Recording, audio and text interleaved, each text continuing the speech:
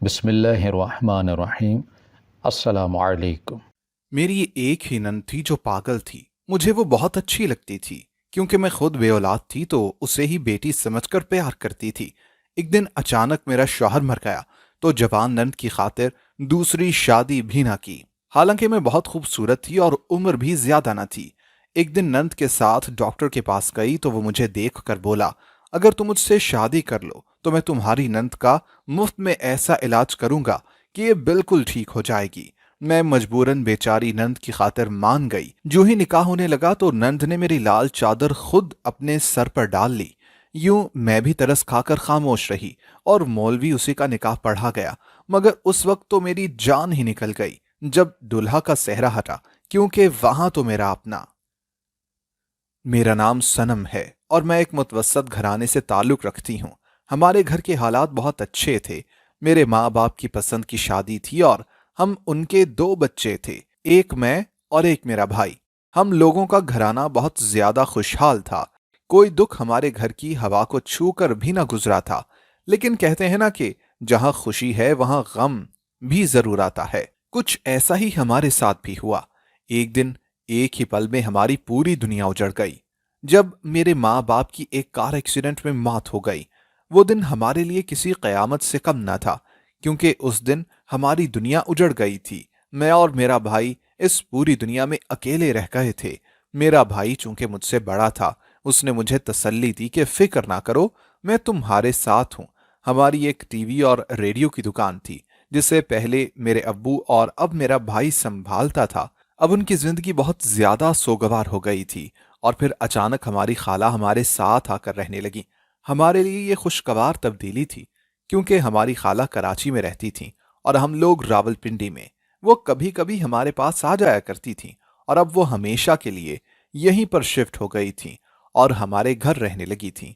हमारा घर जो वीरान हो चुका था उनके आने से खिल गया था, लेकिन हमें मालूम न था कि हमारी खाला के आने का असल मकसद है क्या। मैं तो बस इसी बात में खुश थी कि वो हमारे साथ आकर रहने लगी हैं। मुझे वैसे भी अपनी ये खाला बहुत ज्यादा पसंद थी। उनकी बेटी मेरी उम्र की थी और काफी खूबसूरत थी। मेरे खालू जान ने मेरे भाई के साथ मिलकर अपनी भी एक नई दुकान शुरू कर दी थी। अब उन दोनों की दुकान बराबर हो गई थी। वो दोनों एक साथ ही अपना काम किया करते थे, इसीलिए हमारा घर बहुत अच्छा बन गया था।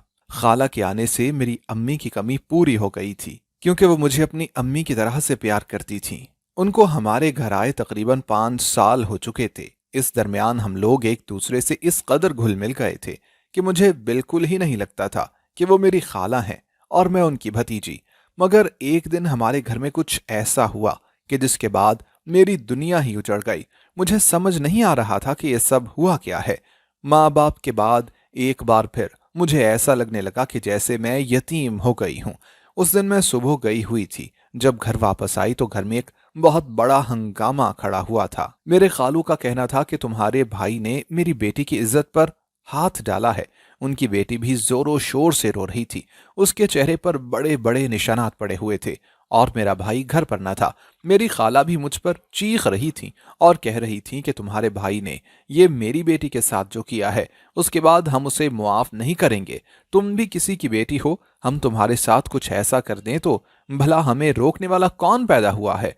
उनकी धमकी सुनकर मेरा दिल दहल गया था। मुझे समझ नहीं आ रहा था कि अचानक ये हुआ क्या। कल तक तो सब कुछ ठीक था। मेरी खाला और उनके शौहर मुझे नफरत भरी निगाहों से देख रहे थे। उनके बच्चे भी मुझे खा जाने वाली नजरों से देख रहे थे। मैं खामोशी से अपने कमरे में चली गई। भला मैं इस मामले में क्या बोल सकती थी। अपने भाई की सफाई देती भी तो किसके सर पर।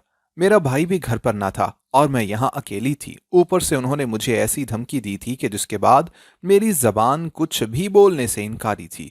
उस दिन के बाद मेरा भाई घर ना आया और खाला जान ने मुझे मेरे ही घर में नफरत का निशान बना कर रख दिया। मुझे समझ ही ना आ रहा था कि मेरी जिंदगी में ये हो क्या गया है। मैं पूरी दुनिया में अकेली रह गई थी। खाला ने मेरा कॉलेज जाना भी बंद कर दिया था। अब मैं घर पर रहकर घर के सारे काम किया करती थी और मेरी खाला के बच्चे हमारे घर पर राज करने लगे थे। उस हादसे के कुछ दिनों के बाद मेरी खाला की बेटी इस तरह हो गई थी कि जैसे उसके साथ किसी ने कुछ किया ही ना हो। मुझे ये सब कुछ एक बहुत बड़ा झूठ लग रहा था। मैं अपने भाई को लेकर बहुत परेशान थी। मुझे समझ नहीं आ रहा था कि वो कहाँ चला गया है। हमारी दुकान भी हमारे खालू ने ले ली थी और हमारे दुकान पर मेरे भाई की जगह अपने बेटे को बिठा दिया था। हमारे काम और हमारे घर का पूरा कंट्रोल अब हमारी खाला के हाथ में था। मैं अपने ही घर में नौकरानी बनकर रह गई थी और फिर मेरी खाला ने मेरी शादी करवा दी। लाख मना करने के बावजूद भी मेरी एक दुहाई न सुनी गई। आखिरकार मैं ब्याह कर अपने ससुराल आ गई, मगर उसी वक्त एक लड़की भागती हुई आई और मेरा पर्स छीन कर भाग गई। मैं पहले तो डर गई, मगर बाद में मुझे पता चला कि ये तो मेरी ही नंद थी जो पागल है। लेकिन वो बहुत प्यारी थी, मुझे वो बहुत अच्छी लगती थी, क्योंकि वो भी मेरी ही तरह यतीम थी और मेरी ही उम्र की थी। मगर वो शायद थोड़ी पागल थी या फिर उसको कोई दिमागी बीमारी थी। मेरे शौहर ने कहा कि वो अपनी बहन से भी ज्यादा प्यार करते हैं, इसीलिए आज के बाद मुझे उसका बच्चों की तरह ख्याल रखना होगा।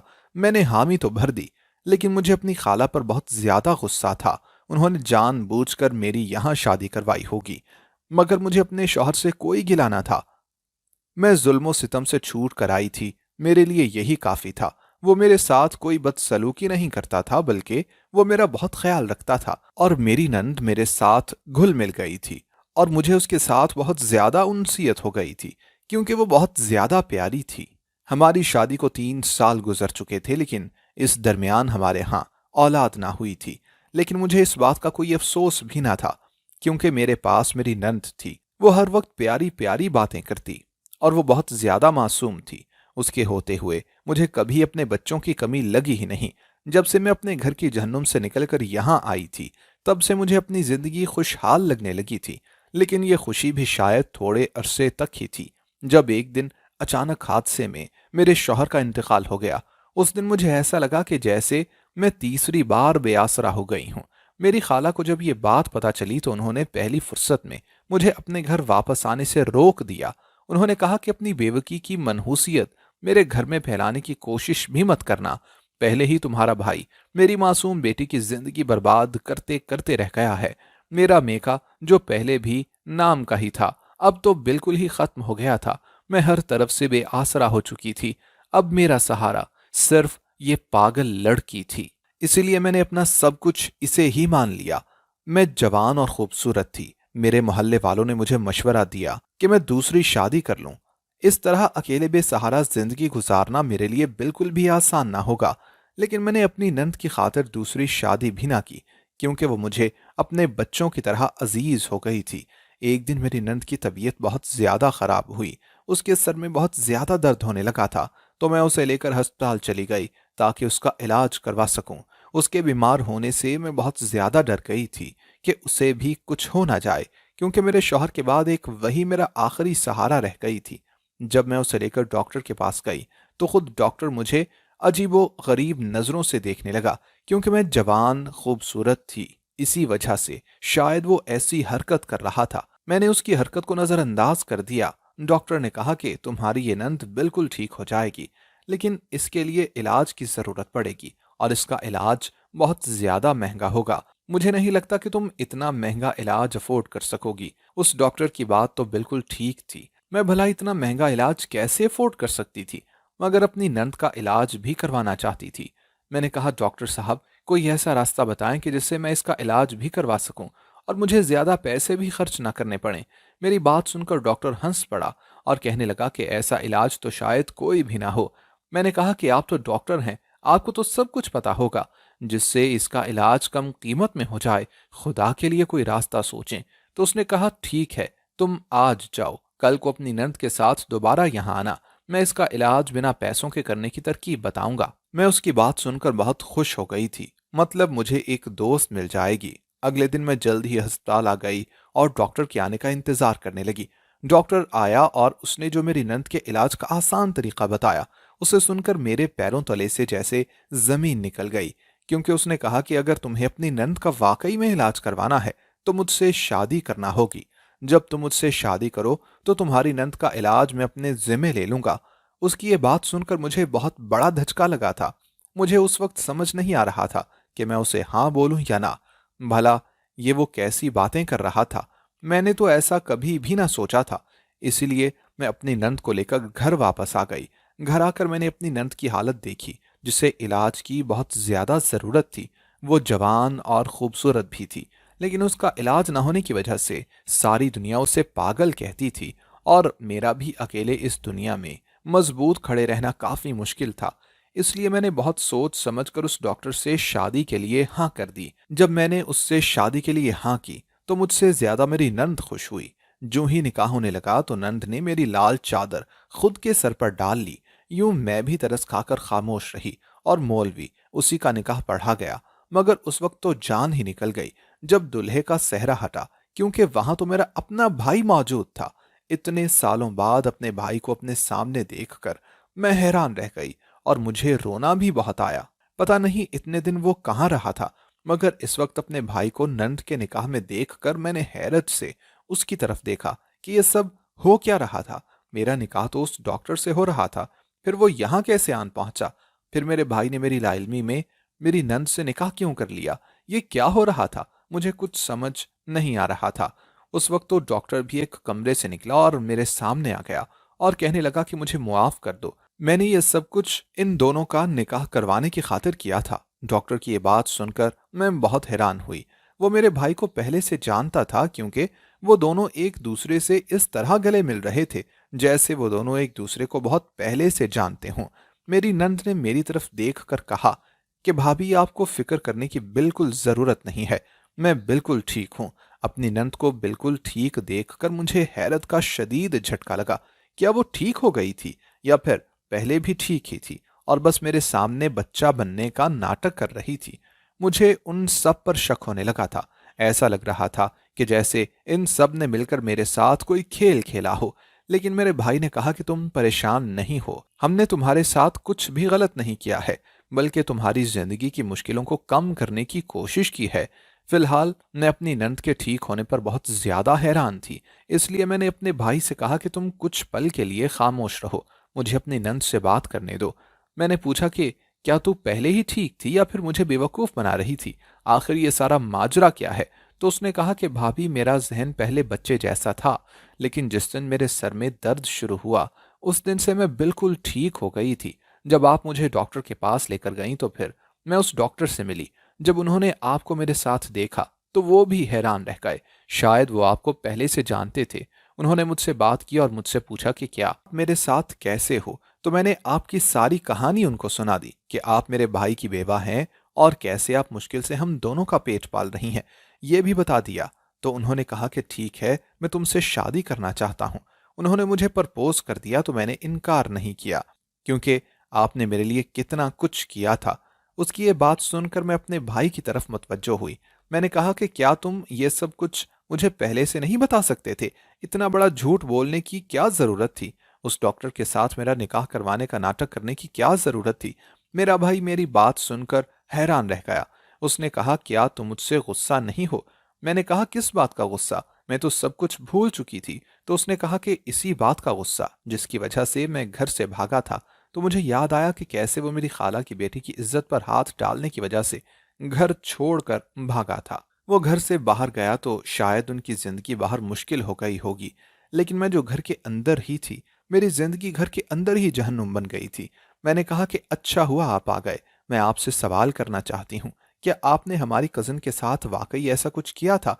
तो मेरा भाई खामोश हो गया। मैंने कहा कि आज खामोश रहने से काम नहीं चलेगा, आज आपको मुझे सब कुछ सच बताना पड़ेगा। इतने साल आपके खामोश रहने की सजा ही मैंने काटी है। सब लोग मुझे ये कह रहे थे कि तुम्हारे कर्मों की सजा अब तुम्हें मिलेगी। आप भाग क्यों गए थे? क्या आप वाकई कसूरवार थे? मेरे सवाल पर मेरे भाई ने बेयकीनी से मेरी तरफ देखा और कहने लगा कि तुम्हें भी मुझ पर शक है। मैंने कहा कि मुझे आप पर शक नहीं है, बल्कि मैं सच जानना चाहती हूँ जो आप मुझे बता नहीं रहे।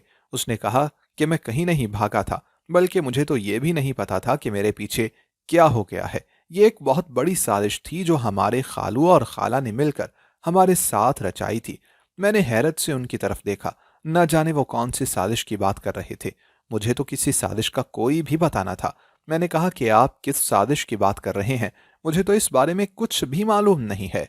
तो उन्होंने कहा कि जब खालू जान अपनी फैमिली के साथ हमारे घर पर आकर रहने लगे थे तो उन्होंने पहले ही सब कुछ प्लान कर लिया था। क्योंकि जब कराची से वो लोग यहाँ पर आए थे तो उन्होंने अपना सारा घर, सामान और कारोबार बेच दिया था। उन सब चीज़ों से जितने भी पैसे आए थे वो सब लेकर वहाँ से भाग गए थे, क्योंकि उन्होंने वहाँ एक बहुत बड़े आदमी से कर्जा ले रखा था जिसको पूरा करना उनके बस की बात न थी। इसलिए वो भागकर हमारे घर पर आ गए ताकि किसी को पता भी न चल सके कि वो इस वक्त कहाँ हैं। और जितना पैसा उनके पास था उन्होंने हमारे बराबर दुकान खड़ी कर दी। लेकिन फिर उनके दिल में बहुत बड़ा लालच आ गया कि क्यों ना वो हमारा घर और हमारा काम भी हथिया लें। तो उन्होंने आहिस्ता आहिस्ता हम दोनों के दरमियान अपनी मोहब्बत डाली। हमारी दुकान के कामों में भी उनकी मुदाखलत होने लगी और आहिस्ता आहिस्ता करके उन्होंने दुकान का पूरा निज़ाम अपने हाथ में ले लिया। मुझे भरोसे में लेकर उन्होंने हमारी दुकान के पेपर्स मंगवाए और धोखे से दुकान अपने नाम करवा ली। जिस दिन मुझे ये पता चला कि हमारी दुकान उनके नाम हो गई है तो मुझे बहुत ज़्यादा गुस्सा आया। मैंने जाकर खालू जान से सवाल किया कि उन्होंने ऐसा आखिर क्यों किया है। तो उन्होंने कहा कि तुम अभी बच्चे हो, इसी वजह से मैंने दुकान अपने नाम पर करवा ली है। तुम्हें मुझ पर भरोसा नहीं है क्या? उन्होंने भरोसे की बात की तो वाकई वो मुझसे बड़े थे और उनको जिंदगी का ज्यादा तजुर्बा था। इसलिए मैं खामोश हो गया। लेकिन धीरे धीरे वो हमारे पैसों से लेकर दुकान के साथ छोटे से लेकर हर बड़े फैसले खुद करने लगे। तो मुझे उनके इरादे कुछ ठीक ना लगे। मैंने उनसे कहा कि आप हमारी दुकान से दूर हो जाइए और उसे वापस मेरे नाम पर कर दीजिए। मुझे आपके इरादे बिल्कुल भी अच्छे नहीं लग रहे। मेरी बात सुनकर वो खबासत से हंसने लगे और कहने लगे कि हमारे इरादे तो वाकई अच्छे नहीं हैं। मैंने कहा कि आप मुझसे क्या चाहते हैं? तो उन्होंने कहा कि तुम अभी बच्चे हो, अपना सारा कारोबार मेरे हवाले कर दो और घर के कागजात पर भी अपने साइन कर दो, क्योंकि ये दोनों चीजें तुम्हारे नाम पर हैं। अगर तुम ऐसा करोगे तो अपने ही घर में सुकून से रह सकोगे। मुझे उनकी ये बात सुनकर गुस्सा आ गया। हमारा खाकर हमारे साथ रहते हुए वो हमारी जमीन पर कब्जा कैसे कर सकते थे? मैंने कहा कि आप ऐसा कुछ भी ना करेंगे और ना ही मैं आप लोगों को अपना घर या कारोबार दूंगा। आप लोग जैसे आए थे वैसे ही अपने घर वालों के साथ वापस चले जाएं।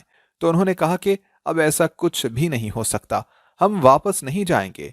हाँ, तुम लोगों को अपने ही घर से निकाल देंगे। मुझ पर उनकी धमकी का कोई असर नहीं हुआ। मैंने कहा कि आपको जो करना है कर लीजिए, मैं भी पुलिस में जाकर आप लोगों की रिपोर्ट लिखवाऊंगा। और वैसे भी मैं यहाँ बरसों से काम कर रहा हूँ।